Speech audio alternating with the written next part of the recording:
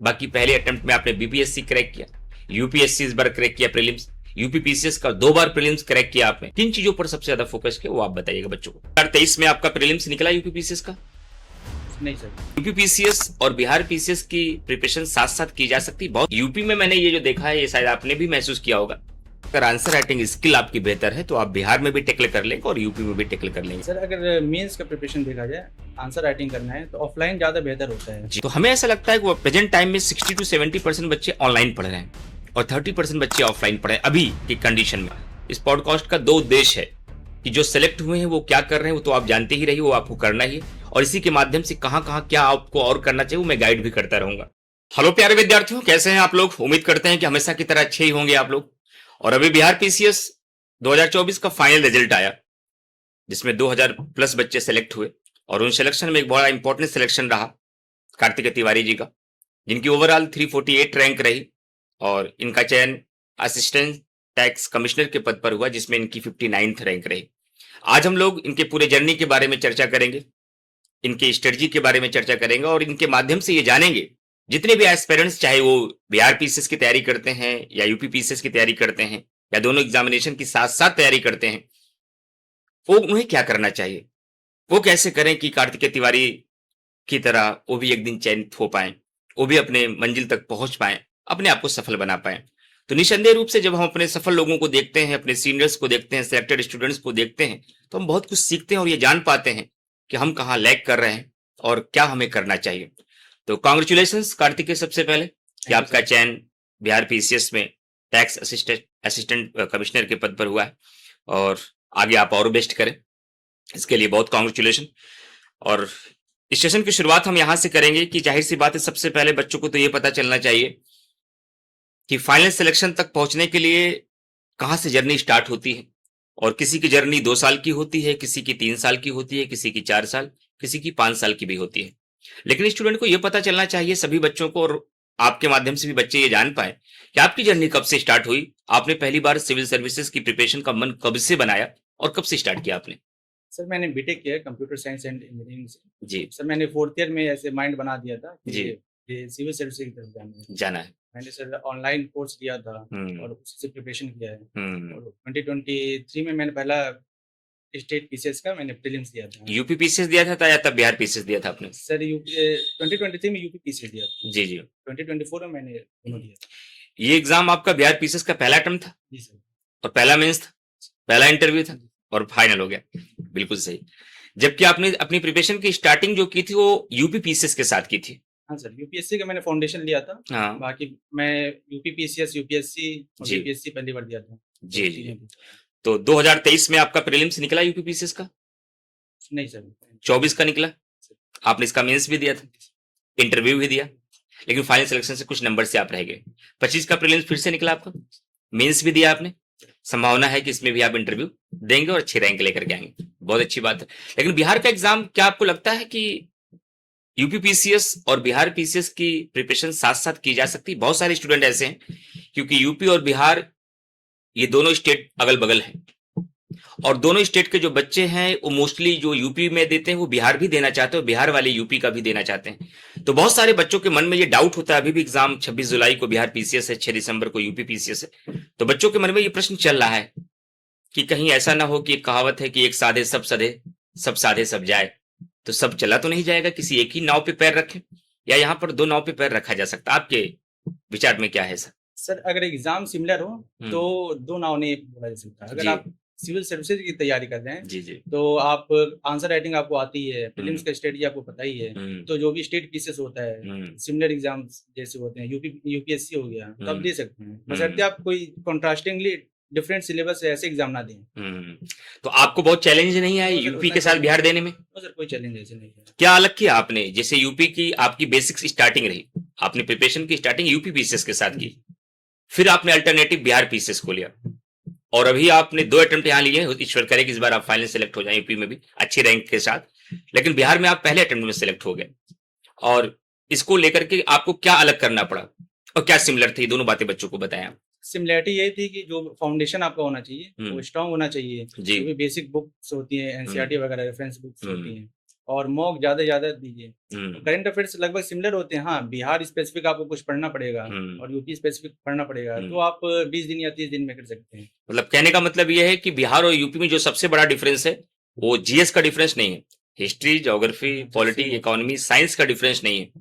Difference इस बात का है कि यहाँ पर यूपी स्पेशल है, वहां बिहार स्पेशल है। हालांकि यूपी में मैंने ये जो देखा है, ये शायद आपने भी महसूस किया होगा, जितना इंपॉर्टेंस बिहार के एग्जाम में बिहार स्पेशल का है, उतना इंपॉर्टेंस यूपी के एग्जाम में यूपी स्पेशल का नहीं है कंपैरेटिवली अगर बात की जाए। तो क्या आप इससे सहमत हैं इस बात से? सर प्रीलिम्स में नहीं है, लेकिन मेंस डिफरेंट हो जाता है। अच्छा, मेंस में यूपी स्पेशल ज्यादा पूछता है, बिहार स्पेशल उतना नहीं होता। पहली लड़ाई तो प्रीलिम्स की है, अभी मैं चर्चा प्रीलिम्स पे कर रहा हूँ कि प्रीलिम्स को लेकर के तो वहां पर मैं देखता हूँ 25 से 30 क्वेश्चन बिहार स्पेशल आ जाता है प्रीलिम्स में, और यूपी में पहले 10 से 15 रहते थे, अभी भी 8-10 रहते हैं। तो ये कह सकते हैं कि डिफरेंस 70 और 30 का है, 30% यहाँ है, वहां 70% है। एक डिफरेंस ये आपको दिखाई दिया होगा, आपने भी इसको फेस किया होगा? सर फेस किया है, लेकिन सर अगर 150 मैंने क्वेश्चन आ रहे हैं तो 90 कट ऑफ जा रही है, तो सर करंट उतना भी मायने नहीं रखता। अगर आप 30 में 20 कर रहे हैं तभी आपका हो जाए सिलेक्शन स्पेशल में। जी सर, जी। स्टैटिक आपका स्ट्रांग होना चाहिए। स्टैटिक मतलब कि हिस्ट्री, ज्योग्राफी, ये सारे सब्जेक्ट आपके स्ट्रांग होने चाहिए। ठीक है, एक गैप ये देखने को मिलता है, बच्चे बहुत बार कमेंट करके हमें, क्योंकि यूट्यूब पर हमेशा हम बच्चों के साथ रहते हैं, बिहार के भी बच्चे से पढ़ते हैं, यूपी के भी बच्चे पढ़ते हैं, बच्चों का एक हमेशा क्वेरी रहती है कि सर साइंस यूपी में भी आता है, साइंस बिहार में भी आता है, लेकिन साइंस जो बिहार की है वो काफी थोड़ा सा लेंदी है और उसका रेशियो भी यूपी की तुलना में ज्यादा है। और हिस्ट्री के भी क्वेश्चन की अगर बात किया जाए तो हिस्ट्री का भी वेटेज हमें बिहार में ज्यादा मिलता है और ज्यादातर बिहार की हिस्ट्री के वेटेज मिलते हैं। तो इन दो चैलेंज के लिए क्या करे बच्चा कि अगर यूपी के साथ साथ बच्चा अगर बिहार का एग्जाम भी दे रहा है तो बिहार के एग्जाम के लिए साइंस और हिस्ट्री इन सब्जेक्ट के साथ कैसे प्रिपरेशन आपने किया? सर साइंस के लिए जो बेसिक एनसीईआरटी की बुक होती है वो आप रेफर कर सकते हैं, और फिर से मैंने क्या किया था, इंडियन एक्सप्रेस का यूपीएससी एसेंशियल दिया था, तो मैं सॉल्व करता रहता था। बाकी जो बिहार जो हिस्ट्री का आ रहा है, कोई भी आप उसका पीवाईक्यूज देख ले, पीवाईक्यूज चाहे यूपी हो चाहे बिहार हो चाहे कोई भी एग्जाम हो, पीवाईक्यूज मस्ट होते हैं, उसको देख लीजिए, वो 60-70% वो आपकी मदद कर देते हैं। बिल्कुल सही।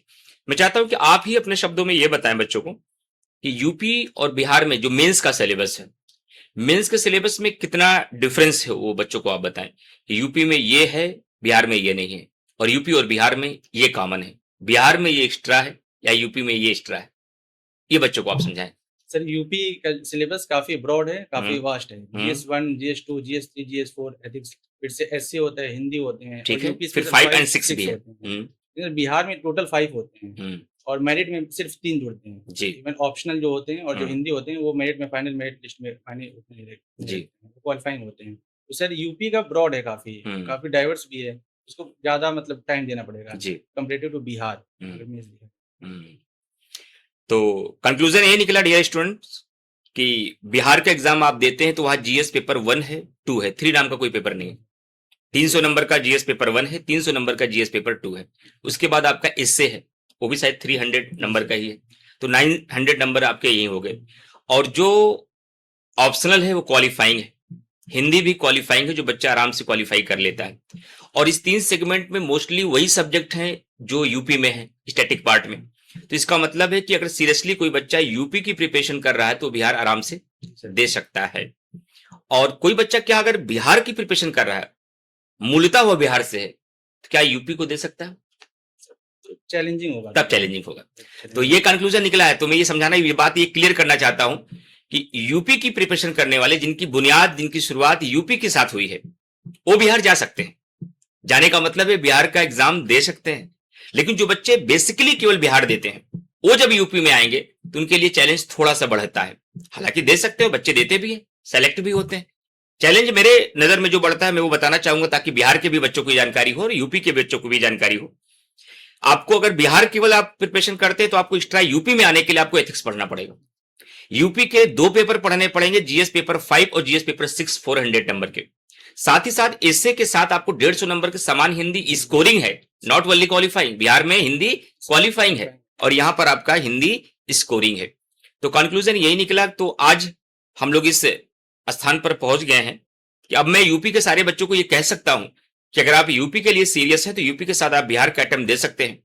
और बिहार के लिए आप केवल बेसिकली प्रिपरेशन कर रहे हैं तो बिहार के साथ साथ आप यूपी दे तो सकते हैं, लेकिन ये चैलेंज है अगर आपको ये लगता है कि मैं 5-6 आराम से कवर कर लूंगा, एथिक्स में मुझे इंटरेस्ट है, मैं यूपीएससी का भी एग्जाम देता हूं, एथिक्स में पढ़ ही रहा हूं, तब आप कर सकते हैं। हमें ऐसा लगता है कि बीपीएससी की प्रिपरेशन करने वाला अगर कोई यूपीएससी देता है तब वो यूपीपीसीएस दे सकता है। जी सर। क्योंकि यूपीएससी और यूपीपीसीएस के सिलेबस सबसे ज्यादा सिमिलर है। इतना किसी भी स्टेट पीसीएस का सिलेबस यूपीएससी के साथ मैच नहीं करता है जितना यूपीएससी का यूपीपीसीएस के साथ मैच करता है।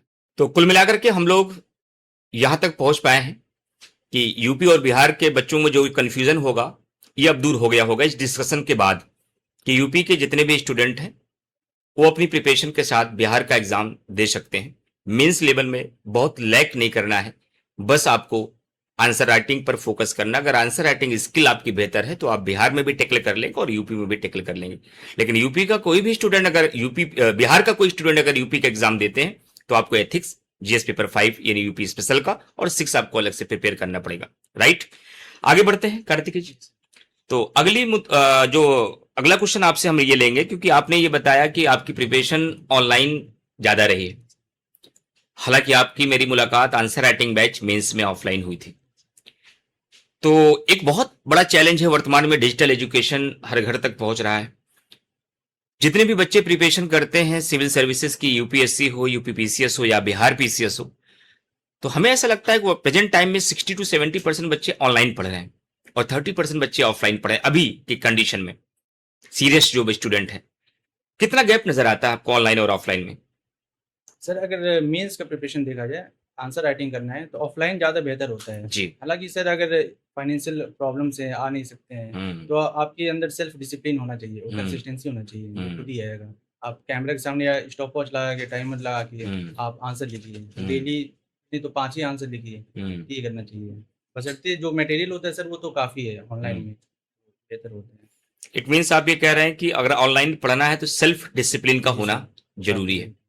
आंसर राइटिंग के लिए ऑफलाइन पहली प्रायोरिटी होनी चाहिए, लेकिन बहुत सारे बच्चों के लिए शायद इकोनॉमिकल एक पहली प्रॉब्लम मध्यम वर्गीय मीडियम फैमिली के लिए आता ही है, क्योंकि ऑफलाइन की सुविधाएं पटना में मिल सकती हैं, प्रयागराज आता है मिल सकती है, दिल्ली जाता है मिल सकता है, लखनऊ मिल सकता है, कुछ बड़े शहरों में मिल सकता है। और हर बच्चे को बड़े शहर में जाकर रहने के लिए हर महीने 7 से 8 हजार रुपए एफर्ट करने पड़ते हैं। तो निसंदेह रूप से जो एफोर्डेबल है वो अपनी पहली प्रायोरिटी आंसर राइटिंग को लेकर के ऑफलाइन दे। लेकिन अगर नहीं है तो ऑनलाइन के माध्यम से भी किया जा सकता है, और आपने किया है। आपने मोस्टली प्रिपरेशन ऑनलाइन के माध्यम से किया है। कुछ सेगमेंट इन्होंने मेंस के लिए ऑफलाइन किया है, कहां पर किया है मैं डिस्कस करूंगा।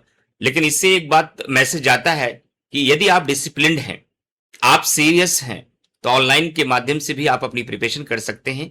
और मैं आपको जानकारी के लिए बता दूं, कार्तिकेय जी का सिलेक्शन बिहार पीसीएस में असिस्टेंट टैक्स कमिश्नर के पद पर हुआ है, लेकिन यूपी पीसीएस का 2024 का इंटरव्यू दिया था, हालांकि फाइनल सिलेक्शन नहीं हुआ।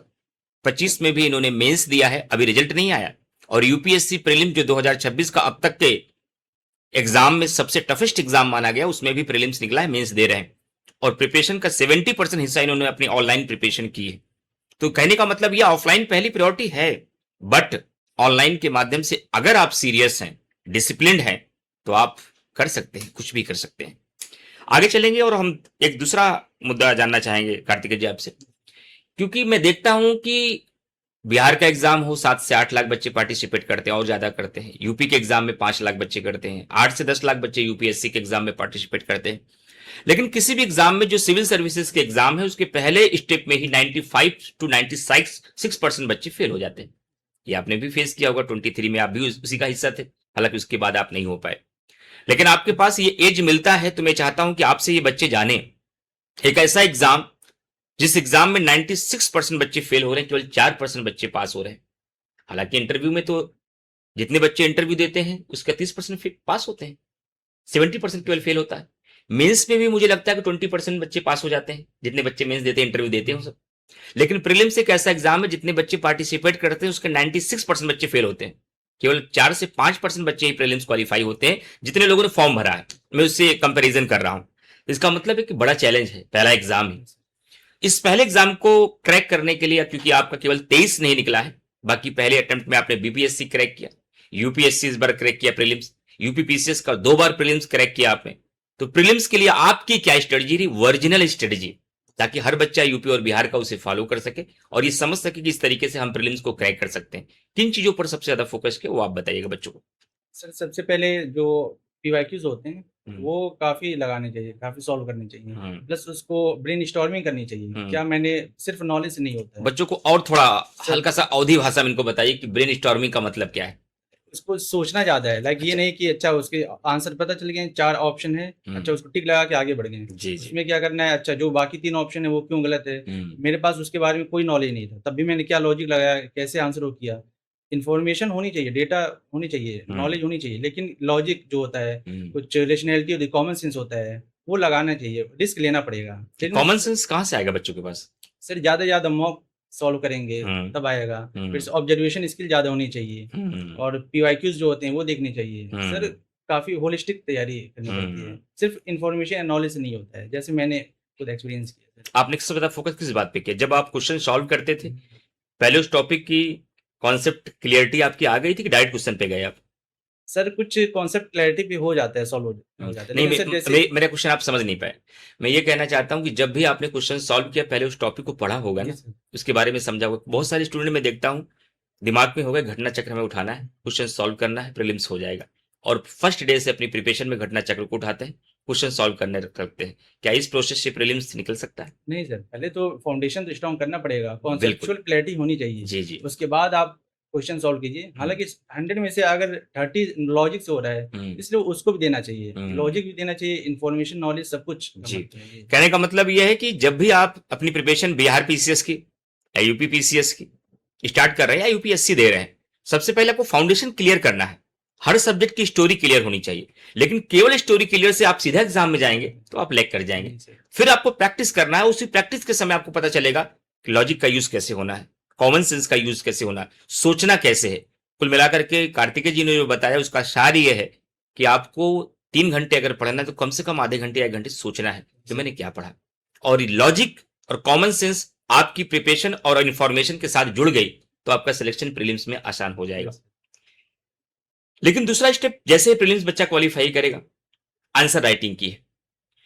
बहुत सारे बच्चे हर साल हम देखते हैं कि प्रीलिम्स क्वालिफाई कर लेते हैं एक लिमिटेशन के बाद। जो सीरियस कैंडिडेट है, जो हल्का भी सीरियस होते हैं, वो प्रीलिम्स क्वालिफाई कर लेते हैं। लेकिन सीरियस होने के बाद कई बार बच्चे मेंस में कंटिन्यूअसली क्वालिफाई नहीं कर पाते, विशेषकर हिंदी मीडियम के स्टूडेंट। इंग्लिश मीडियम में भी प्रॉब्लम आती है, जो मिस्टेक्स करते हैं, लेकिन ज्यादातर हम हिंदी माध्यम के बच्चों को देखते हैं कि मेहनती बहुत होते हैं। हिंदी मीडियम के बच्चे हार्ड वर्कर होते हैं, बिहार के बच्चे बहुत मेहनती हैं। प्रीलिम्स निकलने के बाद मेंस मल्टीपल टाइम वो दे रहे हैं, हर बार प्रीलिम्स निकल रहा है, 3 मेंस हो रहा है, 4 हो रहा है, 5 हो रहा है, लेकिन मेंस क्वालिफाई नहीं हो रहा है।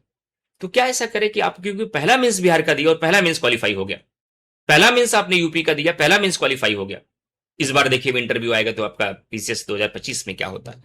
तो मेंस के क्वालिफाई के लिए क्या करना चाहिए, क्या आंसर राइटिंग स्किल को कैसे बढ़ाया जाए? सर मेंस के लिए जो भी पीवाईक्यू जो थीम्स होते हैं उसे देखना चाहिए जी। उससे थीम से, जैसे मैंने सर रिवर्स इंजीनियरिंग करता था, मतलब क्वेश्चन देखा उससे फिर से कॉन्सेप्ट क्लियर किया, ऐसे भी होता है। एक शब्द आपने बोला, इसको फिर से मुझे भी समझाए, रिवर्स इंजीनियरिंग क्या है?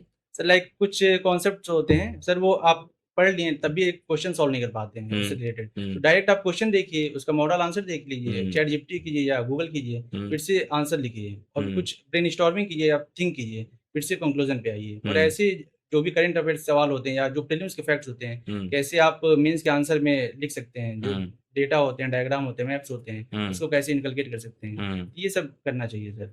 डायरेक्ट आप नोट से सोचेंगे आंसर लिख लें, कोई ऐसा दिन आ जाएगा परफेक्ट आंसर, वो नहीं होता है, ग्रेजुअल प्रोसेस होता है। लेकिन एक बार आपको स्किल आ जाता है तब कोई भी दिन एग्जाम अच्छा जाता है। आंसर राइटिंग, हम तो एक टीचर होने के नाते बच्चों को आंसर राइटिंग स्किल हमेशा सिखाते रहते हैं, लेकिन मैं चाहता हूं कि आप एक सफल स्टूडेंट के रूप में आगे बढ़े, सिलेक्ट हो गए हैं आप अपने एक्सपीरियंस से बताइए, एक अच्छे आंसर तक कितने खराब आंसर से लड़ना पड़ेगा? सर लाइक जैसे मैंने पहले जब आंसर लिखा था, फर्स्ट आंसर लिखा था, सेक्शनल टेस्ट था, तो मैंने लगभग 1 आवर 30 मिनट्स लिए थे, जो कि मुझे 1 आवर लेनी चाहिए, और मैंने 7 में सिर्फ 4 लिखे थे। पहला बहुत बेकार था, दूसरा तीसरा, हालांकि सर मैं जल्दी सीख जाता हूँ, जो गलतियां थी मैंने सीख गया। फिर से मैंने जो 5वां या 6वां टेस्ट दिया, टाइम मैनेजमेंट प्रॉब्लम होता था, जल्दी आप सीखते हैं कि जल्दी कमी पकड़ते हैं? ये सर कमी जल्दी पकड़ता हूँ, जो भी मेरे कमियां होती हैं, जो भी टॉपर्स की कॉपीज होती हैं, जो भी क्लास में जो अच्छा स्टूडेंट लिख रहा है उससे जल्दी सीखता हूँ मैं। तो मिलाकर के आपको कोई ये एक पैथ बता दे, ये रास्ता या मैप दिखा दे, ये बेस्ट है, ये आप कर रहे हो, तो अगर आपको बेस्ट दिखा देगा तो आप वैसा करने की क्षमता रखते हैं। इसका मतलब यह है कि अगर स्टूडेंट शुरुआती चरण में अगर आंसर लिखने से घबरा रहे, खराब आंसर के चलते वो पहला आंसर नहीं लिख पा रहे हैं, तो उसके लिए एक प्रोसेस ये भी अपनाया जा सकता है। मैं भी काफी दिनों से ये बात सोच रहा हूँ और आपके आंसर से यही निकल के आ रहा है कंक्लूजन, कि पहले किसी क्वेश्चन का मॉडल आंसर ही देख लें, उसी को 3 से 4 बार पढ़ें कि क्या लिखा गया है, फिर इसको क्लोज कर दें, फिर उसके बाद वो खुद से लिखें। तो शुरुआती चरण में 50 आंसर वो देख के ही लिखें। हो सकता है 3-4 आंसर हूबहू देख के लिखें, बंद भी ना करें, जब देखें वैसे ही लिखें 3-4 आंसर। उसके बाद वो पढ़ के बंद करके लिखें, फिर क्या आंसर उनका इंप्रूव हो सकता है, धीरे धीरे इंप्रूव हो जाएगा, ऐसे करना पड़ेगा। तो मैं एक मैसेज ये देना चाहूंगा पूरे यूपी और बिहार के बच्चों को, विशेष तौर पर मुझे पता है कि आपकी सबसे बड़ी प्रॉब्लम आंसर राइटिंग स्किल है, और आंसर राइटिंग स्किल एक दिन में डेवलप नहीं होती है, बाय द टाइम डेवलप होती है। आपने भी फील किया होगा अपने सिलेक्शन के समय में, क्योंकि ये आज मैं जो डिस्कशन कर रहा हूं, डिस्कशन का उद्देश्य सिर्फ कार्तिकेय जी का सिलेक्शन दिखाना नहीं है। इस डिस्कशन का उद्देश्य है कि कार्तिकेय जी ने इस जर्नी में जो डूज किया है वो आपको करना है, जो डोंट था उससे बचना है, और इसके माध्यम से आपको सीखना है कि आप कहां लैग कर रहे हैं। आप भी डेडिकेटेड हैं, आपने भी सपना बुना है, आप भी सेलेक्ट होना चाहते हैं, बट फिर भी आपसे नहीं हो रहा, आप कहां लैग कर रहे हैं। तो आंसर राइटिंग में मोस्टली बच्चे लैग कर रहे हैं, तो आंसर राइटिंग की स्टार्टिंग करना सबसे ज्यादा जरूरी बात है। आपने कई बार ये बताया था कि जब आप आंसर राइटिंग बैच में थे तो आप क्लास में उसमें लगभग 70-80 बच्चे आंसर राइटिंग में बैठते थे जब हम लोग क्लास में आंसर राइटिंग डिस्कशन करते थे। लेकिन आपने पर्सनली हमसे कई बार कंप्लेंट किया, सर टेस्ट देने केवल 5 बच्चे आते हैं, 6 बच्चे आते हैं। तो आंसर राइटिंग को लेकर आपको क्या लगता है कि बच्चे उतना एफर्ट आंसर राइटिंग में कर रहे हैं जितना प्रीलिम्स में कर रहे हैं? नहीं सर, 90% बच्चे प्रीलिम्स में ही एफर्ट करते हैं, जो कि अपोजिट होना चाहिए। 90% अपना समय देना चाहिए मेंस के लिए, आंसर राइटिंग के लिए। और बच्चे सोचते हैं प्रीलिम्स निकला चाहे ना निकला, वो फिर से प्रीलिम्स मोड में आ जाते हैं। लेकिन वो होना चाहिए उल्टा, मेंस मोड में होना चाहिए। और मेंस प्रीलिम्स नहीं निकल रहा, कोई दिक्कत नहीं है। मेंस अगर आप प्रिपरेशन करते हैं 10-15 क्वेश्चन प्रीलिम्स के भी सही हो जाते हैं।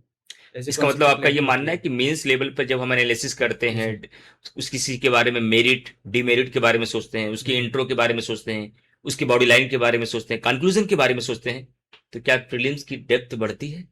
एग्जैक्टली सर, बिल्कुल बढ़ती है, क्योंकि प्रीलिम्स अब फैक्चुअल वन लाइनर रहा नहीं, कॉन्सेप्चुअल आता है। तो जिसका आंसर राइटिंग अच्छा होगा, जिसने समझा है, उस समझ विकसित किया है, उसका जाहिर सी बात है कॉन्सेप्चुअल क्लैरिटी अच्छा होगा तो प्रीलिम्स भी अच्छा जाता है। बिल्कुल सही, मैं भी आपकी बात से एग्री करता हूं, और मैं आपको भी यही बताना चाहूंगा। मैं बार बार एक शब्द बोलता हूं बच्चों को भी क्लास में, कि मेंस के पेट में प्रीलिम्स का जन्म हो सकता है, लेकिन प्रीलिम्स के पेट में मेंस का जन्म कभी नहीं होगा। तो अगर आप जाल चलाएंगे तो सारी मछलियां उस जाल में आ जाएंगी, हाथ से मछलियां पकड़ना चाहेंगे तो मछली फिसल जाएगी। इसका मतलब यह हुआ कि केवल फैक्ट को आप पकड़ना चाहेंगे तो फैक्ट कभी भी आपकी मुट्ठी से निकल सकता है। लेकिन जाल चलाने का मतलब है अगर कॉन्सेप्ट के साथ, स्टोरी के साथ, आंसर राइटिंग स्किल के साथ अगर आप उस टॉपिक को क्लियर कर रहे हैं तो समझिए कि आप जाल चला रहे हैं और एक भी मछली आपसे मिस नहीं होगी। तो मेरा भी यही मानना है, मैं आपको भी सजेस्ट करना चाहूंगा कि मेंस लेवल पर आप अधिक से अधिक फोकस करें, काम करें। जितना आप लिखेंगे प्रीलिम्स भी उतना आपका स्ट्रांग होगा, और प्रीलिम्स क्वालिफाई होने के बाद आप फाइनल सिलेक्शन की तरफ बढ़ पाएंगे। एक फैक्टर मैं देखता हूं, रिवीजन। मैं तो अपने प्रिपरेशन के समय में भी, टीचिंग के समय में भी, अभी भी बच्चों को सबसे ज्यादा फोकस जो करना चाहता हूं, मेरा ऐसा मानना है कि अगर हमारे टाइम टेबल में स्टडी में 6 घंटे अगर हमारी सेल्फ स्टडी है, इसमें डेली घंटे रिवीजन होना चाहिए। रिवीजन को लेकर आपका क्या व्यू है? सर रिवीजन मैं कैसे करता था, रफ कॉपी ले लिया, फिर से जॉटिंग्स बना लिया। लाइक कोई 200 क्वेश्चन डेली सॉल्व कर रहा हूँ अगर प्रीलिम्स मोड में हो तो सर, उसमें मान लीजिए मेरा 50 क्वेश्चन गलत हुए हैं, बस 50 को देखना है, बाकी जो मेरे सही हो रहे हैं, मुझे मेरा कॉन्सेप्ट क्लियर है। फिर से 50 में से क्या डुएबल था क्वेश्चन, हो सकता है 20-30 सर अनडुएबल क्वेश्चन था, तो मैं छोड़ दूंगा। जो कर सकता था मैंने, क्या लॉजिक, क्या इन्फॉर्मेशन में कमी है, क्या नॉलेज में कमी है, क्या अगर क्वेश्चन में होता है नॉट नहीं देखा या ऐसे कुछ जो वर्ड्स होते हैं, इसको मैनुअल मिस्टेक बोलते हैं, मानवीय त्रुटि सर, तो उसको मैं ज्यादा ध्यान देता था। तो ग्रेजुअली आ जाता है उसमें, मतलब जो आपका रॉन्ग क्वेश्चन हो रहा है उसको एनालिसिस कीजिए, और पूरा आप ऐसा नहीं कर सकते सब कुछ आप पढ़ सकते हैं। जो भी पढ़िए लिमिटेड पढ़िए, लेकिन उसको रिवीजन ज्यादा कीजिए, और क्वेश्चन के थ्रू रिवीजन, जिसको पढ़िए क्वेश्चन सॉल्व पे, जो क्वेश्चन गलत हो रहा है उसको जरूर नोट डाउन करिए कि मुझे ये फैक्ट नहीं आता, ये कॉन्सेप्ट नहीं आता, मान लीजिए पॉलिटी, ये आर्टिकल नहीं आता, ये अमेंडमेंट नहीं आता, ये स्टेटमेंट नहीं आता, ये केस नहीं आता, और उसको ये फोकस करिए कि दोबारा ये मिस्टेक्स ना होने पाए। सर जो मिस्टेक्स हो रहा है, अगर मैंने कोई अगर टेस्ट सीरीज सॉल्व कर रहा हूँ सर, जो मिस्टेक्स हो रहा है तो ऐसे नहीं कि आप अलग से कॉपी बना ले, नोट डाउन कर ले, उसी में नोट डाउन कर लीजिए, अलग से नोट्स पे नोट्स नहीं बनाना है। मतलब सर GS 1 2 3 4 ठीक है, एक आपका स्टैंडर्ड नोट्स होते हैं, लेकिन जो भी आप पेपर सॉल्व कर रहे हैं उसी पे मतलब एड ऑन कर लीजिए, ऐसे करना चाहिए। मतलब स्मार्ट वर्क ज्यादा करना है, हार्ड वर्क जी। स्मार्ट वर्क पे फोकस करना है, और स्मार्ट वर्क का मतलब यही होता है कि आप कम समय में साइंटिफिक तरीके से चीजों को लेकर के आगे बढ़ें, उसके बारे में सोचें। और मेरा ऐसा मानना है कि हर स्टूडेंट का एक अलग अलग अप्रोच होता है। ऐसा नहीं है कि एक टीचर ने जो आपको बताया, एक सिलेक्टेड स्टूडेंट ने ही कोई बताया, वही अंतिम लकीर है। नहीं, आप किसी भी चीज को, आपको कुल मिला के गोल तक पहुंचना है, सेलेक्ट होना है, और उस सिलेक्शन तक हो सकता है कि हमेशा उसमें इनोवेशन होता रहेगा, कुछ नए डायमेंशन आते रहेंगे, नए तरीके होते रहेंगे। आपको जो एक कॉमन तरीका है जो हर सिलेक्टेड स्टूडेंट ने किया है वो आपको करना है, जो आपको टीचर सजेस्ट कर रहे हैं वो करना है। लेकिन अपनी तरफ से भी आपको ये सोचते रहना है कि क्या कुछ नया किया जाए, क्या कुछ इनोवेटिव किया जाए, कि ताकि हम उस गोल तक आसानी से पहुंच सके। ये प्रयास, ये एफर्ट हमेशा हर स्टूडेंट को करते रहना है। तो रिवीजन एक बहुत इंपॉर्टेंट फैक्टर है, जैसा कि कार्तिकेय जी ने भी बताया, हमने भी रिवीजन किया है, और ज्यादातर फोकस इन्होंने ये किया कि जब क्वेश्चन सॉल्व करते रहे, जो मिस्टेक्स होते रहे उनको नोट डाउन करते रहे। बच्चे क्या होता है कि देखा ये इतने गलत हो गए, इतने सही हो गए, फिर अगले क्वेश्चन की तरफ चले गए, अगले टेस्ट की तरफ चले गए, उस पर काम नहीं किया कि जो मेरा गलत हुआ उसको आगे हम रिवाइव कर पाए आगे, ताकि वो मिस्टेक्स ना होने पाए। तो ये आपको करना है। एक प्रॉब्लम और आती है बच्चों के साथ, मैं आपसे भी जानना चाहूंगा, क्योंकि पिछले हम 110 ईयर से तो नहीं कह सकते, लेकिन 5 ईयर से लास्ट ईयर में कह सकते हैं, समय के साथ साथ रिसोर्सेज बहुत बढ़े, बहुत नई पब्लिकेशंस आई, कोचिंग्स आई, यूट्यूब पर बहुत सारे टीचर्स आए, PDF आए, धीरे धीरे अब AI आ गया, चैट GPT आ गया, न जाने कितने व्हाट्सएप, फेसबुक, इंस्टा पे कंटेंट तैरते रहते हैं, बुक्स बहुत हैं, प्रिंटिंग नोट्स बहुत हैं, संस्थानों के नोट्स बहुत हैं। ऐसे में बच्चों के पास रिसोर्स का अभाव नहीं है, एक्सेस है। उस अनलिमिटेड रिसोर्सेज के बीच हम क्या डिसीजन लें? क्या हमारा रिसोर्स बहुत मल्टीपल होना चाहिए या लिमिटेड होना चाहिए? और आपका क्या था? मेन बात है कि मैं चाहता हूं कि प्रैक्टिकली जो आपने जेन्युइनली किया था वो मैसेज बच्चों के पास जाए, और बच्चा ऐसे करके आगे उनको इसका एडवांटेज मिल पाए। तो रिसोर्स को लेकर आपका क्या व्यू है, आप बताएं बच्चों। सर रिसोर्सेज तो लिमिटेड होने चाहिए, ढेर सी बात है। जो भी आपने स्टैंडर्ड बुक्स पढ़े हैं या नोट्स, कोचिंग के नोट्स होते हैं या NCERT वगैरह हैं, ठीक है, उसको आप रेफर करते रहिए। प्लस आपका जो मॉक टेस्ट जो आपको मिलता है उसको ज्यादा रिवाइज कीजिए, और जो भी करंट अफेयर्स कोई भी सोर्स हो उसको रेदर देन 10 बार पढ़िए, रेदर देन कि आप 10 नोट्स ला रहे हैं, पढ़ नहीं पाते हैं सर। मंथली कंपाइलेशन इतना मोटा होता है, कौन नहीं पढ़ पाएगा। तो मैं भी मतलब डेली, अगर इंडियन एक्सप्रेस का आता है तो डेली 5-10 क्वेश्चन सॉल्व कर लेता था, मंथली आता है 50 से 100 क्वेश्चन वो सॉल्व कर लेता था, बस इतना करता था। बाकी रिसोर्सेज काफी मैंने लिमिटेड ही रखे। बुक पढ़ना कितना जरूरी है, टेक्स्ट बुक पढ़ना सब्जेक्ट की? सर फाउंडेशन के लिए काफी जरूरी है टेक्स्ट बुक पढ़ना। हालांकि सर जब क्वेश्चन करने जाते हैं तो लगता है कुछ याद ही नहीं आ रहा है, तो बुक्स तो पढ़ना ही चाहिए, लेकिन सर क्वेश्चन उसके जो आते हैं वो देखना चाहिए PYQs के थ्रू, के थ्रू, कि उस बुक्स का, उस टॉपिक का क्रक्स क्या है, कीवर्ड क्या है, उसको इस किसके अकॉर्डिंग देखेंगे? PYQs के माध्यम के। मेंस में हमारे क्वेश्चन क्या बने उसके अकॉर्डिंग हम क्रक्स को फोकस करें, कीवर्ड उसका बनाए कि इस टॉपिक का ये कीवर्ड है, ये क्रक्स है, ताकि हमारी आंसर राइटिंग बेस्ट हो सके। लेकिन फाउंडेशन के लिए बुक पढ़ना चाहिए बच्चों को, एक बुक पढ़े, मल्टीपल टाइम पढ़े उसको, और जिससे हमारा फाउंडेशन बच्चों का बेहतर हो सके। जैसे एक सब्जेक्ट, मान लीजिए मैं पॉलिटी का टीचर हूं, मैं पॉलिटी पढ़ाता हूं, पॉलिटी को लेकर के अगर आपको 3 रिसोर्स बताना है कि ये PYQ के लिए एक होना चाहिए, एक बुक होना चाहिए, एक क्लास नोट्स होना चाहिए, तो आपको मिनिमम कितने आपको रिसोर्स चाहिए पॉलिटी के लिए? आपको क्या लगता है, आपने क्या यूज किया? सर स्टार्टिंग मैंने लक्ष्मीकांत से किया था, ठीक है, कि सर उसके बाद मैंने ज्यादा नहीं पढ़ा, काफी लेंथी बुक है, बहुत मोटी है। बाकी क्लास नोट्स थे उसको रेफर किया। फिर से मैं सर ज्यादातर PYQ से देखता हूँ, क्वेश्चन ज्यादा सॉल्व करता हूँ। फिर से रिवर्स इंजीनियरिंग में करता हूँ, चाहे UPSC को, चाहे कोई भी स्टेट पीसीएस को एग्जाम, मैं। और उसका लाभ मिला आपको? हाँ सर, उसका लाभ ज्यादा ही मिलता है, तो वो मैं ज्यादा रेफर। तो कुल मिलाकर के फाउंडेशन पहले पढ़ना है, लेकिन उसके बाद क्वेश्चन को, चाहे वो मेंस का हो या प्रीलिम्स का, PYQs जितना फोकस करेंगे, देखेंगे, एनालिसिस करेंगे, उसके अकॉर्डिंग अपनी स्टडी बनाएंगे, वो ज्यादा आपके लिए बेटर बनता है। ठीक है, रिसोर्स स्टूडेंट्स आपको लिमिटेड रखना है, मल्टीपल टाइम रिवीजन रखना है। रिसोर्स का मतलब यहां पर ये हुआ एक टेक्स्ट बुक, मेरा भी मानना है, मेरा भी ओपिनियन है, क्योंकि कार्तिकेय जी के साथ साथ इनका आप ओरिजिनल एक्सपीरियंस लेंगे, और मैं आपको बीच बीच में गाइड करता हूं, क्योंकि इस पॉडकास्ट का 2 उद्देश्य है कि जो सेलेक्ट हुए हैं वो क्या कर रहे हैं, वो तो आप जानते ही रहिए, वो आपको करना ही है, और इसी के माध्यम से कहां कहां क्या आपको और करना चाहिए वो मैं गाइड भी करता रहूंगा। तो मैं रिसोर्स में यही कहूंगा कि आप एक टेक्स्ट बुक पढ़िए।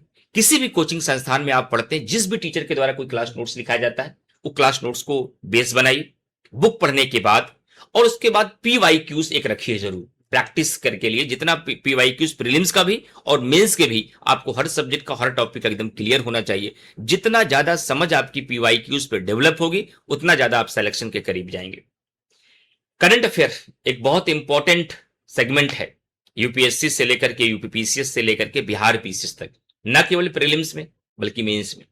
करंट अफेयर के लेकर के क्या करना चाहिए, प्रीलिम्स में कितना रोल है इसका? सर करंट अफेयर्स का रोल अच्छा खासा है, 25 to 30 क्वेश्चन आ जाते हैं। यूपीपीसीएस में आ जाता है, बिहार में भी ठीक ठाक आ जाता है। उसके लिए सर मैंने किया था, सर आपके जो वीडियोस होते थे करंट अफेयर का यूट्यूब पे करते थे, यूट्यूब पे आप कर देते हैं, तो मैं उसका, आपने हिंदी में कर देते हैं, मैं उसको इंग्लिश में करना ट्रांसलेट कर लेता था। मैं संडे को ही करता था, क्योंकि एक दिन में मैं सोचता था पूरा कवर कर लूं वीक का। वो या तो पीडीएफ निकलवा लेता था, ऐसे करता था। तो पूरे 1 साल तक मैंने उसको रिग्रेसली बस वही फॉलो किया था। वो करते रहे? हाँ सर, वो याद भी होगा, अभी भी काफी याद है उसमें। बाकी यूपी स्पेशली आपने करवाया था, तो ऐसे नोट डाउन किया था। जी जी सर उसको मैंने मल्टीपल टाइम किया था। अच्छा, क्वेश्चन एग्जाम में मिले थे आपको उसको? हाँ सर, उसमें काफी एग्जाम मिले थे। प्लस सर जो प्रीलिम्स के फैक्ट होते हैं वो मेंस में भी काम आते हैं। जैसे मेंस का प्रीलिम्स में काम आता है, वैसे प्रीलिम्स के फैक्ट्स होते हैं, मेंस में आप डेटा या कोई एग्जांपल होता है वो आप यूज कर सकते हैं। तो दोनों में लाभ होता है। दोनों में आपको लाभ होता है। मतलब कि करंट अफेयर का क्या नोट्स बच्चों को बनाना चाहिए लास्ट तक? अगर कोई नोट डाउन तो कुछ उसके होने चाहिए, कि ऐसे ही केवल रीडिंग करते जाए, वीडियोस देखते जाए? नहीं सर, बस वीडियोस नहीं देखने चाहिए, नोट्स भी बनाना चाहिए। नोट्स बनाना चाहिए, हालांकि काफी लेंथी नोट्स नहीं बनाना चाहिए, पॉइंट्स वाइज बनाना चाहिए। कीवर्ड, इसीलिए मैं बच्चों को कहता हूँ एक माइंड मैप इनको देता हूँ। मैं देखते हूँ कि उसे रिकैप करता हूँ जब करंट अफेयर की क्लास में, तो एक मैं माइंड मैप देता हूँ, और माइंड मैप में इसको टू द पॉइंट, जैसे मान लीजिए कि अभी रामसर स्थल का 100वां रामसर स्थल आपका सूराताल पश्चिम बिहार घोषित किया गया था, तो उसमें एक माइंड मैप दिया मैंने कि उसका स्टैटिक पार्ट भी कवर हो जाए, कि रामसर कन्वेंशन कब हुआ, कब ये इंप्लीमेंट हुआ, भारत ने कब इस पर साइन किया, और सबसे पहला रामसर स्थल क्या था, ये इसकी बेसिक बात, वर्ल्ड में सबसे ज्यादा कहाँ पर है, इंडिया में सबसे ज्यादा किस स्टेट में है, और लेटेस्ट कौन सा रहा, और यूपी अगर पढ़ना, यूपी के कितने रामसर स्थल है और बिहार के कितने हैं। तो इस तरीके से हम लोग एक माइंड मैप बनाते हैं, जिससे क्या हो, बहुत कम मेहनत में सारे पॉइंट कवर हो जाए, ताकि स्टेटमेंट बेस्ड सवाल आए, और या फिर आपके कथन कारण वाले सवाल है, ऐसे सवालों को बच्चे कर लें। तो करंट अफेयर का एक आपकी नजर में इंपॉर्टेंट रोल है प्रीलिम्स के लिए, बिहार पीसीएस हो या यूपी पीसीएस हो। तो उसके लिए क्या आपको लगता है कि मतलब अगर स्टूडेंट यूट्यूब की क्लासेस, क्योंकि मैं तो पढ़ा रहा हूँ, 10 साल से पढ़ा रहा हूँ, कोशिश भी कर रहा हूँ कि बच्चों को बेस्ट हो, आपने 1 साल फॉलो भी किया है, तो इसका एडवांटेज मिलता है एग्जाम में बच्चों को? एडवांटेज तभी मिलेगा सर जब आपको बस उसको फॉलो करेंगे और मल्टीपल सोर्सेज नहीं रखेंगे। आप इसको फॉलो कर ले, वो भी फॉलो कर ले, याद नहीं कर रहे हैं तो कोई मैटर नहीं करता है। तो याद कीजिए और खुद से लिखिए सर, अपना पेन चलाना पड़ेगा, पेन चलाना पड़ेगा, बिल्कुल। इसीलिए मैं हमेशा बच्चों को कहता हूँ, फिर कह रहा हूँ, बिहार के भी बच्चों को और यूपी के भी बच्चों को, करंट अफेयर केवल पढ़ना नहीं है, उसका नोट्स बनाना है। नोट्स कैसे बनाना है, ये सब सारे तरीके मैंने बताए, और ये आपके प्रीलिम्स में भी खूब काम करता है। और यूपीपीसीएस और बीपीएससी के प्रिपरेशन के बारे में एक साथ आपने पहले ही बता दिया। ये तो हो गई प्रीलिम्स की बात करंट अफेयर की। क्या आपको लगता है कि मेंस में हमारी सब्जेक्ट की जो प्रिपरेशन है वही एनफ है, या फिर उसके साथ हमें करंट अफेयर ऐड करना पड़ता है? सर करंट अफेयर ऐड करना होता है। Like sir science and tech है, तो मैं बुक्स पढ़ूंगा तो सर जो करंट होते हैं वही आते हैं। आईआर हो गया, साइंस एंड टेक हो गया, सोसाइटी हो गया, एथिक्स का कोई ऐसा सच सिलेबस होता नहीं है। जैसे लाइक 10th 12th में तो हम पढ़ते नहीं है। सर करंट अफेयर साथ साथ चलता रहता है। अगर मान लीजिए कुछ इंडो चाइना पॉलिसी आ रहा है, तो अगर मैंने किसी न्यूज़पेपर या किसी करंट अफेयर्स वीडियोस में देखा है, सलामी स्लाइसिंग क्या होती है, बॉइलिंग फ्रॉग स्ट्रेटजी क्या होता है, नेकलेस ऑफ डायमंड क्या होता है, तो सर तभी मैं उसको आंसर काफी इंटरेक्टिव आ सकता है जी। तो सर करंट अफेयर्स को कैसे इंटीग्रेट करें मेंस में, काफी महत्वपूर्ण रोल होता है उसका।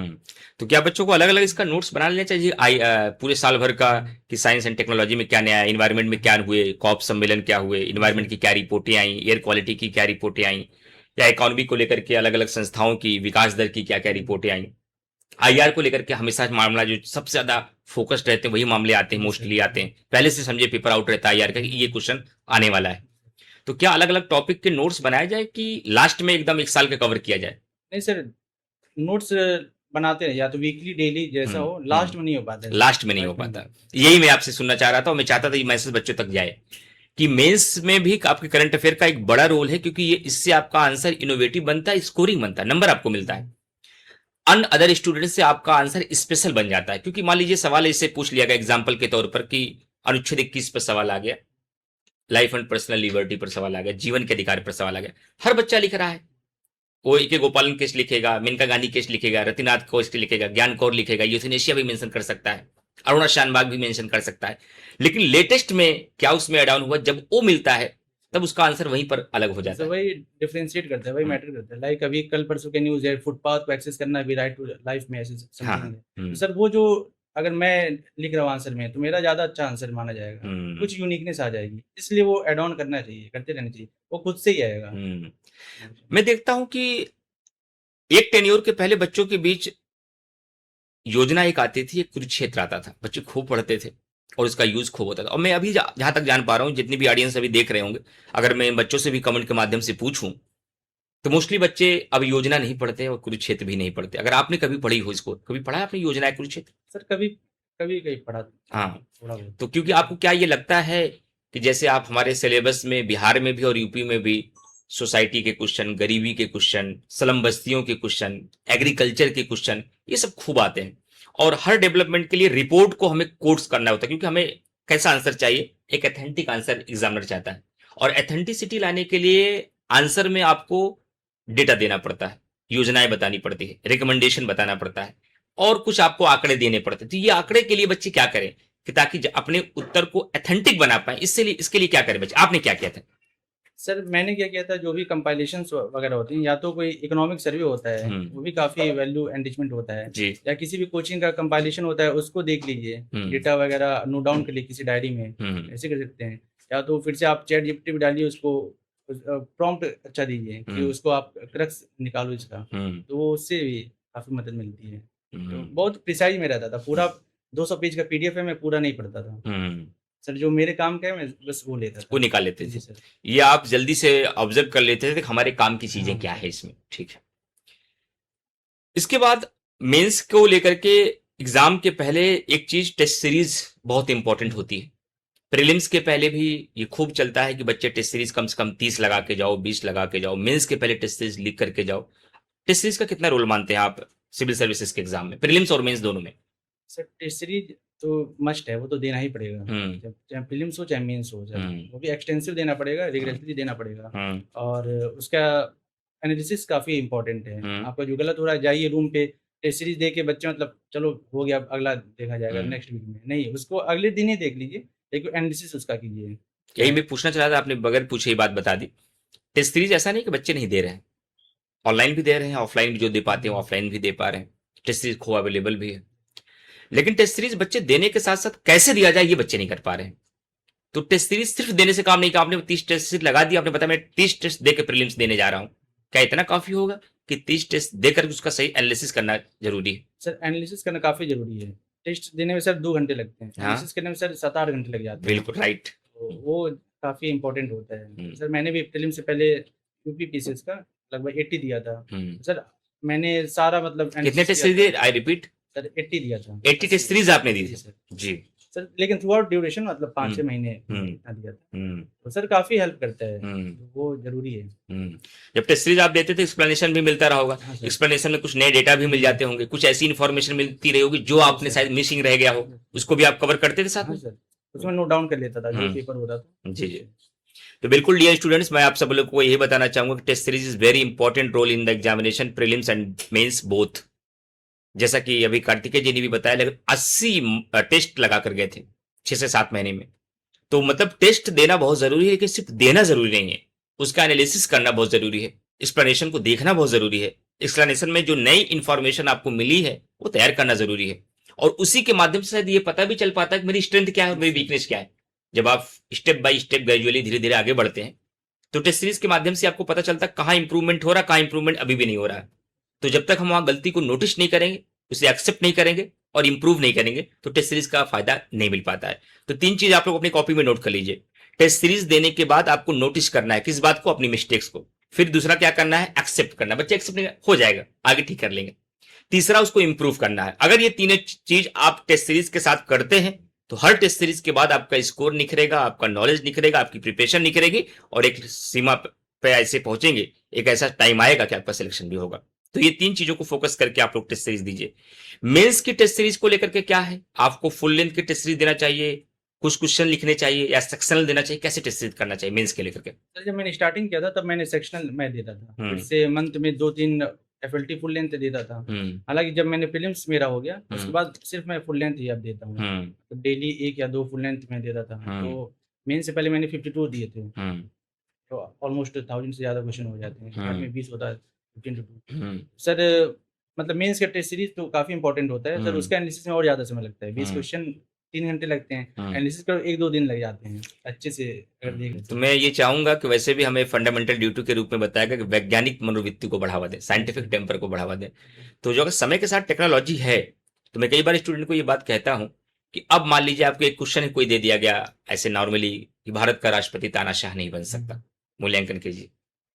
अब इस क्वेश्चन को लेकर आपको कोई आइडिया नहीं मिला मैं क्या लिखूं, तो चैट जीपीटी आप इतना बता दीजिए कि यूपीएससी के लिए, बिहार पीसीएस के लिए क्या भारत का राष्ट्रपति तानाशाह बन सकता है, एक model answer with intro and conclusion. तो कम से कम आपको जेन्युइन कंटेंट आ जाते हैं और आपको ऐसे रीजंस मिल जाते हैं कि क्या भारत का राष्ट्रपति अगर तानाशाह नहीं बन सकता उसके ऊपर क्या क्या रिस्ट्रिक्शन है जो नहीं बन सकता है। तो बच्चों को तो एक गाइड खूब मिल रही है। तो मैं खुद कहना चाहूंगा कि आप लोग ऐसा नहीं है, आप जेनजी जनरेशन के बच्चे हैं, और जेनजी जनरेशन का मतलब ही वो जो तकनीक से क्या है, फ्रेंडली है, जो कंप्यूटर से परिचित है, नेट से परिचित है। तो इसका यूज केवल रील्स में नहीं करना है, केवल इंस्टा फेसबुक सोशल मीडिया को चलाने पे नहीं करना है। आप वर्तमान में खासकर मेंस की आंसर राइटिंग में मेरा ऐसा मानना है, अगर आप एफर्ट लगाते हैं, अगर आप डेली इंप्रूव करना चाहते हैं, तो चैट जीपीटी के माध्यम से अपने आंसर राइटिंग खूब इंप्रूव कर सकते हैं। मेरा खुद का मानना है, जाहिर सी बात है, मैं तो मानता हूं कि टीचर को विद्यार्थी बने रहना पड़ता है। हम लोग भी आंसर राइटिंग कराने जाते थे, आपके भी क्लास में हम आते थे आंसर राइटिंग कराने के लिए। हम लोग एक दिन में पूरा कम से कम 3 से 4 आंसर कराते थे और एक एक स्टेप बताते थे, भूमिका में ये पॉइंट, ये पॉइंट, ये पॉइंट, ये कीवर्ड, और आपको बॉडी लाइन में ये रीजन देना है, कंक्लूजन में ये लिखना है, ऐसा हो सकता है। तो मैं डेली, मैं भी कब काम करके आता था, सीधा ऐसा नहीं कि मैं जो आता है मुझे उतना ही जाके मैं डिस्कस कर देता था। और मैं उस समय डिस्कस करने के लिए मैं खूब चैट जीपीटी का यूज करता था, और जब तक मैं सेटिस्फाइड नहीं होता था तब तक मैं कमांड देता रहता था, और बेस्ट, और कीवर्ड, और अच्छे तर्क, और अच्छा कंक्लूजन, और मुझे मिलता था। तो मैं ये कहना चाहूंगा कि चैट जीपीटी का यूज आप लोग खूब कर सकते हैं। सारे स्टूडेंट जितने भी लोग मुझे सुन रहे हैं, आंसर राइटिंग के लिए जाहिर सी बात है, जो बच्चे दिल्ली, प्रयागराज, पटना नहीं है, उनके लिए सबसे बड़ी चैलेंज एक आता है कि मैं आंसर दिखाऊं किसको। उन कहते हैं हम सर इसलिए नहीं लिख रहे हैं, कौन चेक करेगा मेरी कॉपी, कौन बार बार देखेगा। तो कम से कम आप दूसरा अच्छा आंसर देख के तो जान ही जाते हैं ना कि मेरा आंसर कहां जा रहा है, क्योंकि ये एनालिसिस तो हर बच्चा कर लेता है, ये अच्छा है, ये बुरा है। तो आप लोग चैट जीपीटी का यूज करें, खासकर मेंस में। मेरा मानना है प्रीलिम्स से तो कम है, लेकिन मेंस में ज्यादा उसका यूज है, तो उसका यूज आपको करना चाहिए।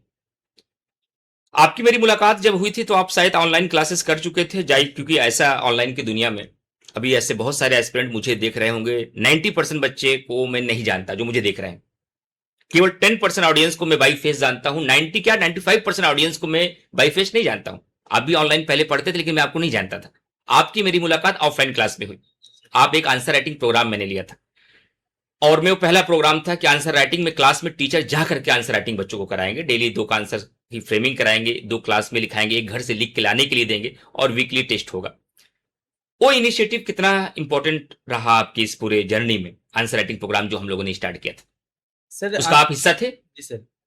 सर काफी फेनोमेनल चेंज होता है, ड्रास्टिक चेंज होता है सर, क्योंकि सर सबसे कठिन होता है, टफ जो होता है सर, स्टार्टिंग होता है आंसर राइटिंग में। बेकार आंसर लिखते हैं, टाइम मैनेज नहीं हो पाता है, राइटिंग नहीं बन पाता है, क्या लिखे नहीं समझ में आता है सर। लेकिन वही चैलेंजिंग होता है, आप 10, 20, 30 आंसर लिख लेंगे, उसके बाद फ्लो आ जाता है, अपने आप ही आने लगता है। तो सर वो मतलब वहां से छोड़ना नहीं है, जो जर्नी होता है। तो कैसे इंट्रोडक्शन लिखें, कैसे कंक्लूजन लिखें, बच्चे इसी में परेशान होते हैं, पैराग्राफ में लिखें, पॉइंट में लिखें, तो उससे काफी मार्गदर्शन हो जाता है कैसे लिखना है। और सर जब नंबर अच्छे आने लगते हैं तो और इंकरेजमेंट मिलती है, मिलता है ठीक क्लास में, क्योंकि मुझे याद है आपकी सीट सबसे आगे वाली ही थी, और आपको हर आंसर में इंकरेज मिल ही जाता था। कई बार हम कहता था कि आप लोग कहते हैं यूनिक आंसर आप क्यों बोल रहे हैं, हमने कहा ऐसा कर रहे हैं इसलिए कर बोल रहा हूँ। तो क्या उस आंसर राइटिंग प्रोग्राम से आपके आंसर राइटिंग स्किल में डेवलप हुआ था कुछ? हाँ सर, उसी से काफी डेवलप हुआ था। जैसे जीएस 5 है, 6 है, 4 है, मैंने काफी क्लास से सीखा था।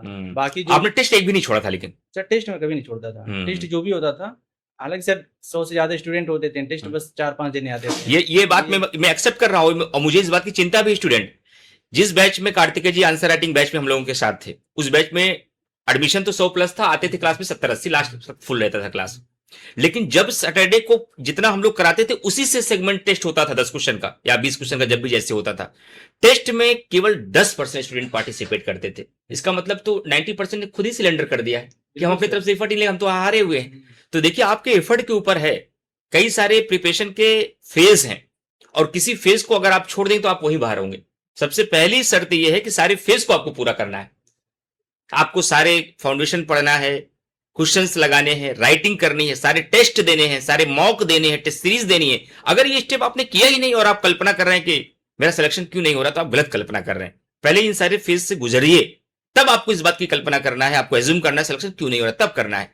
जब आपने फेज ही नहीं किया है, एक्शन ही नहीं किया है, तो आप तुरंत रिजल्ट के कैसे एक्सपेक्टेशन कर सकते हैं, कैसे उसके बारे में सोच सकते हैं। तो ये आप लोगों को ध्यान देना है डियर स्टूडेंट्स। तो थोड़ा सा कड़वी बातें हैं, लेकिन क्योंकि इस पॉडकास्ट के माध्यम से मैं आप लोगों को ये सिखाना चाहता हूं कि कुछ सीख कर जाएं। इस आज के सेशन को अगर जितने भी बच्चे देख रहे हैं, यहां से आपका तरीका बदले, आप अपनी मिस्टेक्स को नोटिस कर पाए, उसे एक्सेप्ट कर पाए, उसे इंप्रूव कर पाए, ताकि कल आप यहां करके बैठ पाए कार्तिकेय जी की तरह। लास्ट में मैं एक मुद्दा बस करना चाहूंगा कि बच्चों को जाहिर सी बात है कि लंबा सफर होता है, ये 2-2.5 साल 3 साल लग जाते हैं। 23 में आपने स्टार्टिंग की थी, 22 में, और ये देखिए आज 26 है। तो जाहिर सी बात मैं वैसे कहता हूं कि 15 महीने तो कोर्स को फर्स्ट टाइम पढ़ने में लग जाता है, 6 टाइम रिवीजन में 6 मंथ लग जाता है, पूरा एग्जाम का सर्कल पूरा होने में 12 महीने लग जाता है। सर स्टेट पीसीएस है तो 2 साल लग जाता है। 2 साल लग जाता है। तो कोई बच्चा ये कहे कि मैं आज से सोचा हूं और 12 महीने बाद मैं एसडीएम बनना चाहता हूं, डिप्टी एसपी बनना चाहता हूं, ये तो गलत बात है। ये पॉसिबल ही नहीं है, कैसे हो जाएगा? जिसके सिलेबस को पूरा करने के लिए बहुत रेगुलरिटी के साथ, परसेवरेंस के साथ अगर आपने पूरा किया है वो सिलेबस, तब 12 से 14 महीने लग जाते हैं किसी भी स्टेट पीसीएस का सिलेबस पूरा करने में। और कायदे से उसको पूरा रिवीजन करना है तो 5 से 6 महीने, प्रीलिम्स से लेकर इंटरव्यू तक और यहां तक बैठने तक का सफर 15 महीने। तो मेरा मानना है तो 3 साल तो लग ही जाएगा पूरा, जिस दिन आपने सोचा, जिस दिन आपका फाइनल रिजल्ट आएगा। तो आप देखिए इतने डिसिप्लिन रहे कार्तिकेय जी, लगातार कभी इनका रेगुलरिटी नहीं टूटी, परसेवरेंस नहीं टूटा, कंटिन्यूअस वो सारी चीजें करते रहे कि जो सिलेक्ट होने के लिए करना चाहिए। तब 22 के लास्ट में आपने स्टार्टिंग की थी और आज 26 का जून है और आप सिलेक्ट हैं बिहार में। ये यूपी का रिजल्ट आने वाला है, यूपीएससी का प्रीलिम्स हो गया, इसका मेंस इनका 50 दिन बाद होने वाला है।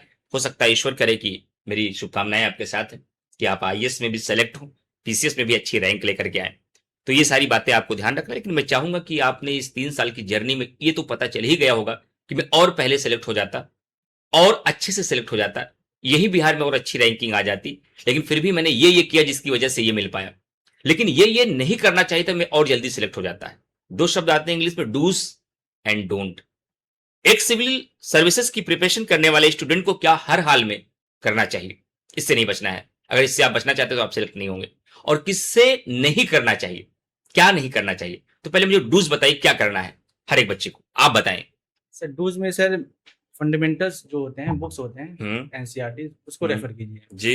उसके बाद जो भी रेफरेंस बुक होते हैं उसको पढ़िए और रिवीजन ज्यादा कीजिए, प्लस मॉक टेस्ट एक्सटेंसिव तरीके से जी। ठीक है, अगर स्टार्टिंग में सर मैं क्वांटिटी पे ज्यादा ध्यान देता था, क्वालिटी पे थोड़ा कम देता था, बाद में क्वालिटी पे ज्यादा ध्यान देता था। पहले मैं सोचता था ज्यादा क्वेश्चन करूंगा, मैंने किया, उसका लाभ भी मिला है। लेकिन उसके एक फेज आ जाता है, आपका स्पीड बन जाता है। उसके बाद आप ब्रेन स्टॉर्मिंग कीजिए, सोचिए ज्यादा, लिखिए और सोचिए, फिर से क्वालिटी पे ज्यादा ध्यान दीजिए, ये ज्यादा करना चाहिए। और सर आंसर मॉक टेस्ट ये सब देना चाहिए। सर डोंट्स में क्या, सर रिसोर्सेज काफी फोमो हो जाता है, ये बच्चा वो उस कोचिंग के नोट्स फॉलो कर रहा है, ये बुक ले रहा है।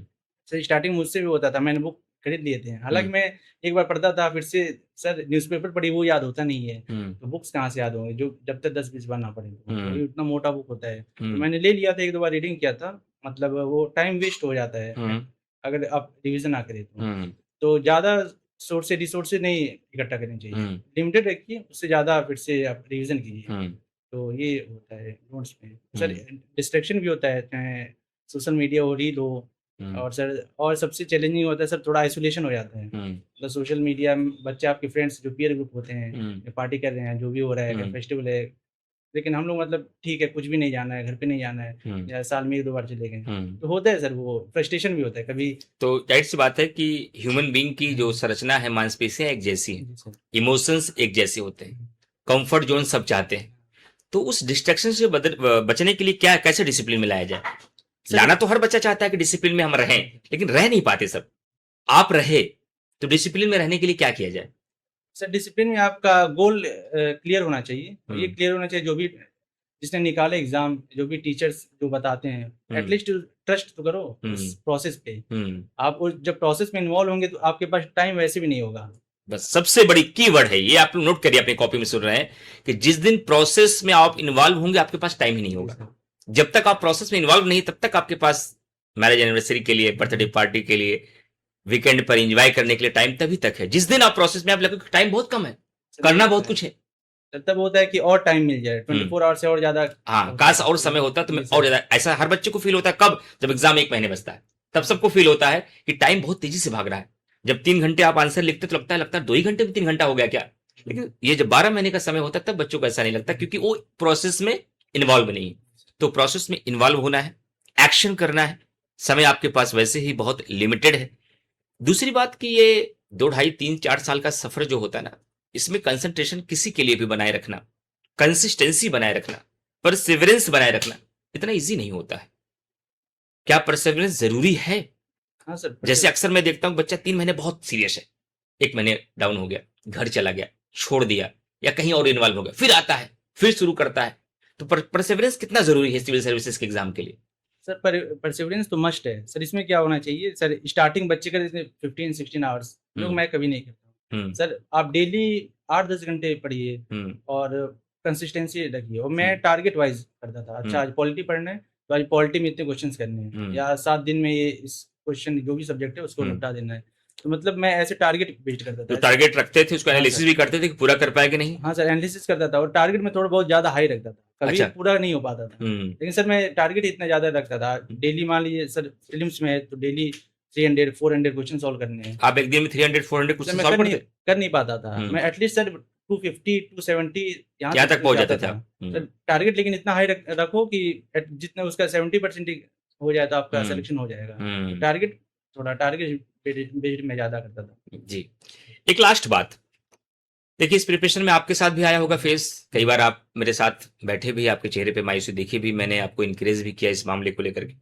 मोस्टली बच्चे इस जर्नी में कई बार डिप्रेशन आता है, कई बार तो ये ख्याल आ जाता है शायद गलत ही पंगा ले लिया हमने, नहीं आना चाहिए था। कई बार ये लगता है कि मेरे से अब नहीं होगा। तो ऐसे डिप्रेशन से निकलना है, ये निराशा सब आपके भी मन में आया होगा, जरूर आया होगा, सबके मन में आता है, हर स्टूडेंट के मन में आता है। लेकिन उससे निकलने के लिए क्या, कुछ बच्चे टूट जाते हैं, कुछ वहां से निकल के जाते हैं। तो ऐसे डिसअपॉइंट के समय, निराशा के समय या डिप्रेशन के समय कैसे बाहर आए? सर डिप्रेशन आता है तो सर जैसे अगर लाइब्रेरी में आप पढ़ाई कर रहे हैं लगातार 12 घंटे हैं तो सर काफ़ी आइसोलेशन फील होता है, ब्रेन रॉट, ब्रेन फॉग जैसे टर्म वो भी आते हैं। सर आप कोई भी पार्क वगैरह हो वहाँ जॉगिंग कर लीजिए, वॉकिंग कर लीजिए या दोस्तों से बात कर लीजिए। मतलब जो भी पढ़ाई से रिलेटेड हो या कोई भी बात हो, ऐसे आधे घंटे ऐसे आप कर सकते हैं। या फैमिली पे कॉल करके बात कर लीजिए, ऐसे में करता था। या कहीं वैसे मतलब कोई वीडियोज डॉक्यूमेंट्रीज वगैरह, ऐसे में डॉक्यूमेंट्रीज भी देखता था जो मेरे स्टडी में भी काम कर सके और इंटरटेनमेंट भी हो जाए। तो मैं ऐसे ही करता था। और या तो मैं अपने भैया के साथ रहता था तो उनसे बात कर लो। तो सर होता है आइसोलेशन डिप्रेशन, लेकिन उसका जर्नी है वो, मैं जानता था हाँ होगा। आपने एक्सेप्ट कर लिया, माइंड को समझा रखा था कि ऐसा होगा, तैयार रहना इसके लिए। कि अगर आप ये सोचते हैं कि मेरे ही साथ हो रहा है तो यही आपको नहीं समझना है, ये सबके साथ होता है, ये मानव होने के प्रतीक है। सबके साथ ये डिप्रेशन का दौर आता है, सबके साथ ये निराशा आती है, सबको उससे निकलना है। कोई ये नहीं कह सकता कि मैं जब से प्रिपरेशन स्टार्ट किया मेरी जर्नी में कभी मैं डिप्रेस ही नहीं हुआ, मैं हमेशा कॉन्फिडेंट रहा, हमेशा मेरे अंदर एनर्जी बनी रही। ऐसा नहीं हो सकता। हर व्यक्ति के साथ अप्स एंड डाउन्स अपनी प्रिपरेशन में आएगा ही, लेकिन आपको ये समझाना है अपने आप को कि ये आएगा, ये सबके साथ होता है, मुझे इससे निकलना है। एक अंतिम बात अपने आपसे मैं अपनी तरफ से ये पूछना चाह रहा हूं, जो आज के सेशन का हिस्सा तो नहीं था, लेकिन मैं ये पूछना इसलिए चाह रहा हूं क्योंकि ताकि बच्चों को ये मैसेज जाए कि अगर आप सिलेक्ट होकर यहां पर बैठे हैं, एकदम जेन्युइन बताना है, ओरिजिनल बताना है आपको बच्चों के साथ। आप मेंस में यूपीपीसीएस में 120 प्रश्न लिखते हैं, ऐसे ही आसपास आप बिहार में मिले, उन प्रश्नों को छोड़ देना है। नंबर ऑफ क्वेश्चन की बात कर रहा हूं, पेपर की बात नहीं कर रहा हूं, मॉक टेस्ट की बात नहीं कर रहा हूं। इसके अलावा आपने कितने आंसर लिखे होंगे मेंस के, ताकि मैसेज जाए कि इतना लिखना पड़ेगा तब हम लोग वहां तक पहुंचेंगे। मॉक टेस्ट में, मॉक टेस्ट के ओनली टॉकिंग अबाउट आंसर, आप कमरे पे बैठ के लिखे हो, ऑनलाइन लिखे हो, मॉक टेस्ट में लिखे हो, मॉक वाले भी शामिल होंगे, केवल एग्जाम को छोड़ दिया मैंने। बिहार का जो आपने इस बार दिया उसको छोड़ दिया, 24 का मेंस का 20 क्वेश्चन छोड़ दिया, 25 का मेंस का 20 क्वेश्चन निकाल दीजिए। इसके अलावा नंबर ऑफ क्वेश्चन कितने लिखे होंगे आपने? क्वेश्चन तो प्रीलिम्स बना 10,000 क्वेश्चन मैंने लगाए, मेंस कितने आंसर लिखे आपने? 2,500 से ज्यादा। नोट करिए इसे आप लोग, सभी एस्पिरेंट नोट करिए, जितने लोग सुन रहे हैं, और सिविल एस्पिरेंट ही मुझे सुन रहे होंगे, मैं ये जान रहा हूं ये बात। और गार्जियन सुन रहे हैं तो अपने बच्चों को बताएं कि एक सिलेक्ट होने के लिए अगर आप ये काम नहीं करो तो कैसे आप करोगे। 2500 और ऐसे रैंडमली इन्होंने डेटा बताया, ज्यादा कम भी हो सकता है, थोड़ा ज्यादा भी हो सकता है, थोड़ा कम भी हो सकता है। क्योंकि सर जैसे मान ली मैं मॉक दिया 50 मॉक दिया था प्रीलिम्स से बाद में, हाँ। तो उसमें 1000 क्वेश्चन हो गए, प्लस मैं 2023 2024 में ऑनलाइन लिया था, तो उसमें 70 मॉक होते थे, हर मॉक में 10 से 20 होता था, तो वो 1400 ऐसे हो गए। बाकी अभी भी डेली में 10-20 करता रहता हूँ। सर मैं ये तो सिर्फ मॉक का बता रहा हूँ, बाकी जो रूम पे लिखा था जो एट रैंडम, वो तो अभी बता ही नहीं रहा हूँ। जी 2500। तो आपको यही समझना है सारे यूपी और बिहार के स्टूडेंट्स कि सेलेक्ट होने वाली कुर्सी पर बैठने से पहले एग्जाम में जो लिखना है उसको छोड़ दीजिए। प्रीलिम्स के मेरा मानना है कि लगभग 8 से 10,000 क्वेश्चंस सॉल्व करने हैं, प्रैक्टिस करने हैं, लगाने हैं, उसके बारे में एनालिसिस करना है, सोचना है, और आंसर राइटिंग के लिए कम से कम आपको 2 से 2,500 आंसर पहले से लिख के जाना है। आंसर की बात कर रहा हूं, पूरे टेस्ट की बात नहीं। इतने आंसर अगर आपने लिखे तो आपके अंदर आंसर राइटिंग स्किल आ गई, और जिस दिन आंसर राइटिंग स्किल आ जाएगी तो जो वीडियो आप देख रहे हैं, ये सेशन देख रहे हैं, कोई आपसे पूछेगा कि इमरान सर और कार्तिकेय तिवारी जी का डिस्कशन का मूल्यांकन कीजिए, तो आप इसका भी मूल्यांकन कर देंगे, क्योंकि एक आर्ट है, राइटिंग एक स्किल है, राइटिंग एक आर्ट है। और जिस दिन ये आर्ट डेवलप हो गई तो फिर आपको केवल जो आपको आता है वही नहीं लिख पाएंगे, आप ऐसा भी लिख लेंगे जो आपको नहीं आता है। और जिस दिन बच्चा अपने आंसर राइटिंग स्किल में इस लेवल तक पहुंच गया कि वो ऐसे मुद्दों पर भी, ऐसे इश्यूज पर भी आंसर लिख लेता है जो नहीं जानता था, तो सिलेक्शन के करीब पहुंच चुका है। और प्रीलिम्स में भी ऐसा है, जिस दिन आप ऐसे क्वेश्चन को भी टैकल कर लेते हैं जिसके बारे में आप नहीं जानते थे, एलिमिनेट करके, एज्यूम करके, सोच के, कॉमन सेंस से, गेस से आपने प्रीलिम्स का आंसर टिक कर दिया, इसका मतलब है कि अब आप सही प्रिपरेशन में पहुंच गए। तो आपको गेस वर्क प्रीलिम्स में भी करना है और मेंस में भी करना है। तो उम्मीद करते हैं कि सारे स्टूडेंट को इस सेशन के माध्यम से मैं एक बार पुनः बधाई देना चाहूंगा आपको कार्तिकेय तिवारी जी, कि अभी आप, क्योंकि आपसे अपेक्षाएं मेरी बड़ी अधिक है, थोड़ा ज्यादा है, और अपेक्षाएं इसलिए ज्यादा है कि वो आप डिजर्व करते हैं थोड़ा बहुत, शायद इसलिए मैं अपेक्षाएं कर पा रहा हूं। और मैं फिर से इस पॉडकास्ट के माध्यम से आप लोगों को ये मैसेज दे रहा हूं कि मैं बहुत जल्दी फिर मिलूंगा पीसीएस के फाइनल रिजल्ट के बाद कार्तिकेय जी के साथ, और यूपीएससी के रिजल्ट में भी इनका रैंक आएगा, ये मुझे भरोसा है। थोड़ा टाइम लग सकता है, 12 महीने 14 महीने, लेकिन रिजल्ट आएगा। और मैं आप लोगों से भी अपेक्षा करता हूं कि ये सुनने वाले पॉडकास्ट है, एक दिन जिस दिन आप मेरे बगल आकर यहाँ बैठेंगे और आप अपना अनुभव आने वाली पीढ़ियों के साथ साझा करेंगे, वो सबसे इंपॉर्टेंट दिन होगा। तो आज के सेशन को सिर्फ सुनना नहीं है, बहुत सारे यूट्यूब पर पॉडकास्ट आते हैं, बहुत सारे सेशंस आप सुनते हैं, बहुत सारे टॉपर्स को सुनते हैं। मैं जब जब ऐसा सेशंस लेकर के आऊंगा, मेरा उद्देश्य उस सेशन के माध्यम से उस स्टूडेंट की जर्नी को जाने, उन्होंने क्या किया उसको आप फॉलो करें, और वहां से कुछ ऐसा सीखे कुछ दिन से आपके प्रिपरेशन में चेंजेस आ जाएं, और वो चेंजेस आपको सिलेक्शन तक लेकर जाएं, तब ये मेरी बातचीत सार्थक बन पाएगी। और इसकी सार्थकता आपके हाथ में है, अब हमारे हाथ में नहीं है। कार्तिकेय जी सिलेक्ट हो चुके हैं, आगे इनको और सिलेक्ट होना है, अभी आपकी तरह ये भी एक स्टूडेंट है और आगे इनको जाना है, और लेकिन अभी आपको यहां तक पहुंचना है। तो आप लोग इसको जरूर फॉलो करिएगा, जो कुछ भी आप लोगों ने सीखा है। कमेंट करके आप लोग जरूर बताइएगा कि ऐसे सेशंस के माध्यम से हम क्या, किन मुद्दों पर और चर्चाएं किया करें, ताकि मैं ऑडियंस की क्वेश्चंस भी जान जाऊं क्या और चाहते हैं। हालांकि मैंने कोशिश की, मैं 10 साल से टीचिंग में हूं, बच्चों को पढ़ा रहा हूं, तो मुझे पता है कि बच्चों को कहां कहां प्रॉब्लम्स है, बच्चे कहां कहां मिस्टेक्स कर रहे हैं, बच्चे क्या क्या चाहते हैं। मैंने उसी मुद्दों पर कार्तिकेय जी के साथ चर्चा की है, लेकिन फिर भी अगर कुछ मुझसे मिस हुआ हो, छूटा हो, वो आपके मन में सवाल हो, तो उसको भी आप लोग बताइएगा। बाकी मैं स्टडी आईक्यू के प्लेटफॉर्म पर अभी आपको गाइड कर रहा हूं। करंट अफेयर की बात इन्होंने की, शाम को 7 बजे स्टडी आईक्यू के स्टेट पीसीएस के चैनल पर, चाहे बिहार के बच्चे हो या यूपी, किसी भी स्टेट पीसीएस के बच्चे हो या यूपीएससी के, शाम को 7 बजे मैं करंट अफेयर पढ़ा रहा हूं। आंसर राइटिंग के लिए भी प्रोग्राम है, फाउंडेशन के लिए भी प्रोग्राम है। जिस प्रोग्राम के साथ आप जुड़ना चाहते हैं स्टडी आईक्यू के माध्यम से, वहां आप जुड़ भी सकते हैं, और आप अपनी प्रिपरेशन करिए। ऑफलाइन पहला माध्यम हो सकता है आंसर राइटिंग के लिए, लेकिन ऑनलाइन एक बहुत बड़ा माध्यम है, बहुत बड़ा मीडियम है आपकी प्रिपरेशन करने के लिए घर बैठे।